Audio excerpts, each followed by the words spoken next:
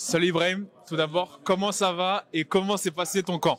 Bah écoute, ça va, hein, nickel. Bon, ce fight camp, c'était un peu compliqué parce que je suis tombé malade.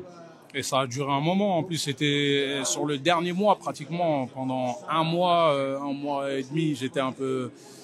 Ouais, voilà, c'était compliqué. J'ai fait les tests et tout, j'étais négatif. Mais du coup, ça m'a handicapé un peu. Mais là, aujourd'hui, je me sens super bien et c'est l'essentiel. C'est tout ce qu'il fallait là. Juste pour être au top le jour du fight, nickel. On va directement revenir sur ton dernier combat. Lors de ton dernier combat, ce qui m'a particulièrement surpris, c'est ton habilité à te relever à chaque fois que ce gros lutteur t'emmenait au sol.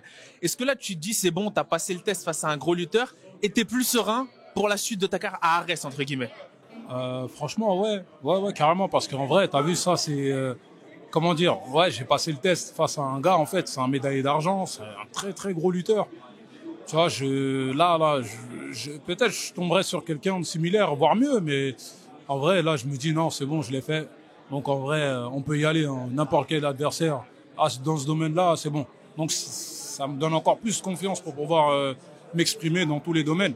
Et bah ouais, hein, c'est bon, hein, là, c'est bon signe ça. D'ailleurs, je suis pas le seul que tu as surpris avec ta prestation, car même Ferland Lopez, je m'en souviens dans la rubrique King is the G, il avait dit que tu étais le combat qui l'avait le plus impressionné, le combattant sur la carte. Comment tu as reçu toutes ces éloges du public après ce retour en France des médias?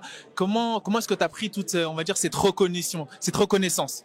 Ah, déjà, je veux lancer un big up, faut dire ce qui est à Fernand, t'as vu, parce que dans le club, on bosse de cette manière-là, tu vois, pour pouvoir faire face à ce genre d'adversaire, tu vois. Mais ouais, carrément. Sinon, j'ai le fait d'avoir impressionné le public, en plus en sachant que j'étais pas favori du tout. Ah, c'est magnifique. Le sentiment, ouais, c'est ça. C'est juste magnifique en vrai, tu vois. Et ouais, là, je montre en vrai au public français que je suis là. Je suis là depuis un moment. Peut-être que j'étais pas, on va dire, assez médiatisé. Mais là, maintenant, vous allez me voir. Je suis là. Je suis encore là. Dans une interview accordée à mon confrère de D-Sport Content, donc Denis Sadzovic, tu as expliqué avoir eu un passé assez difficile, notamment avec certaines tragédies familiales, un passé assez difficile, une jeunesse assez difficile, et que tu étais tombé dans le MMA un peu par hasard. Est-ce qu'aujourd'hui, avec la grosse médiatisation montante du MMA en France et dans le monde, tu te dis que tu as fait le bon choix et que tu as choisi le bon sport? Bah ouais, carrément. Parce que les émotions que j'avais, les grosses émotions, les épreuves que j'ai pu avoir dans le passé, bah, en quelque sorte, le sport, enfin, c'est même pas en quelque sorte, le sport m'a beaucoup aidé parce que je me dépensais. Et puis, tu sais, c'est aussi disciplinaire, tu vois. Donc, non, ça m'a beaucoup aidé. Et cette place-là, en fait, il fallait que je sois là. Je suis arrivé, ok, par inadvertance. Mais non, je m'y retrouve grave et c'est ça qu'il me faut, en fait. Je réalise vraiment, c'est que c'est ce sport-là qu'il me faut. En plus, je rends heureux certaines personnes. Moi, c'est tout ce qui me va, moi, en vrai. Là, on a vu dans les face-à-face qu'il y avait beaucoup de respect, pas particulièrement d'animosité. Là, tu es face à un Français. Avant, tu étais face à un étranger. Là, tu es face à un Français. Avec quel état d'esprit t'abordes ce combat, cette confrontation? Ben, comme tous les autres, hein. C'est pourquoi? Parce que moi, je suis un mec, déjà, à la base, j'ai pas de problème. Je suis respectueux, tu vois, et je fais mon travail, tu sais, voilà, c'est le travail. Après, j'ai ce côté-là hargneux, énervé et tout, tu vois. Si l'adversaire était un peu, genre teigneux ou provocateur et tout, là, je répondrais différemment. Mais là, pour le coup, non, c'est juste, ok, c'est quoi? Demain, on va se faire une belle guerre. Tu vois, on va montrer ce qu'on sait faire. Moi, je suis préparé pour ça. Toi aussi. Donc, allons-y, tu vois. Prenons du plaisir. Tu vois, c'est ça, en vrai. Je retiens une chose lors de ta dernière prestation à Reims, c'est notamment comment est-ce que lorsque tu as fait ton entrée, tu as galvanisé la foule. Une énergie vraiment remarquable. J'ai les vidéos, j'ai les staffs, c'était un truc de fou. C'était un truc de fou. Est-ce que tu t'attendais à autant de soutien du public pour ton retour en France? Franchement, j'étais un peu étonné, carrément.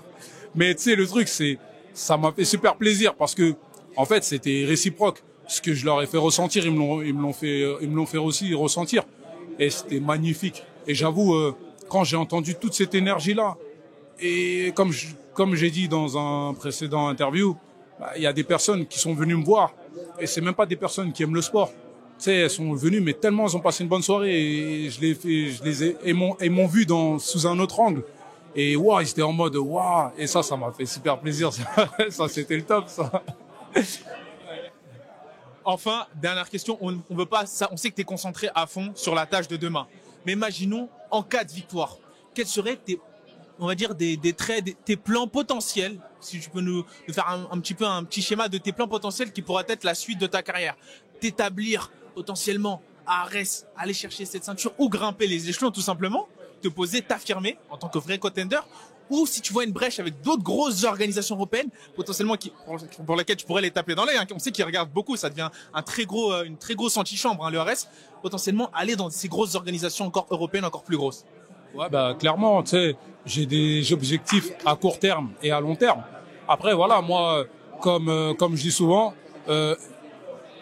on me donne un combattant, je le prends, on m'en donne un autre, je le prends. Après, c'est clair que l'objectif, t'as vu, si ça se présente et qu'une autre organisation, genre plus grande organisation, vient me chercher, bah ok, j'y vais. Mais sinon, en vrai, je me verrais bien à prendre cette ceinture.